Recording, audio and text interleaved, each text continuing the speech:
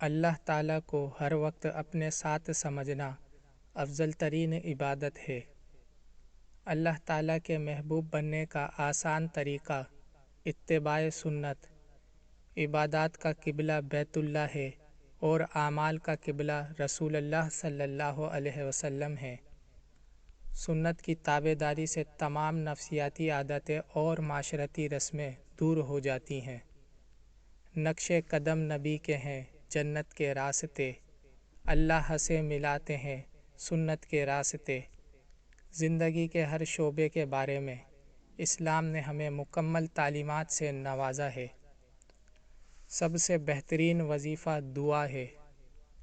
یقین کے ساتھ مانگیے، در کریم سے بندے کو کیا نہیں ملتا۔ پرسکون زندگی گزارنے کے لیے ایک ایک نعمت کو یاد کر کے شکر کرتے رہیں۔ زبان کو شکوے سے روک، خوشی کی زندگی عطا ہوگی۔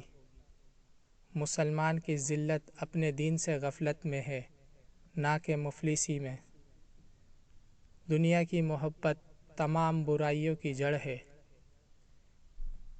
اس دن پر آنسو بہا جو تیری عمر کا گزر گیا اور اس میں کوئی نیکی نہ کی۔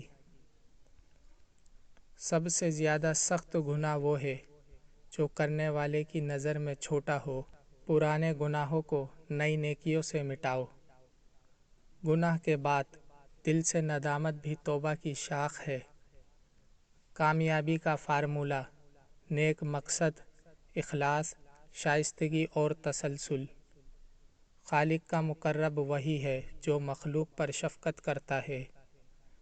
زندہ قومیں انفرادی مفاد کے بجائے قومی و ملکی مفاد کو ترجیح دیتی ہیں۔ ظالم مظلوم کی دنیا بگاڑتا ہے اور اپنی آخرت۔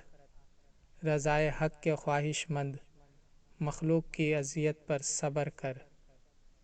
کامل مسلمان وہ ہے جس کی زبان اور ہاتھ سے دوسرے مسلمان محفوظ رہیں۔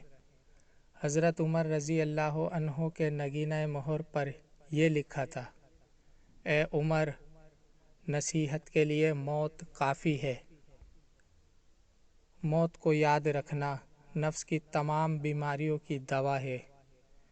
گناہ بیماری ہے، توبہ دوا ہے۔ گناہ کا چھوٹ جانا شفا ہے۔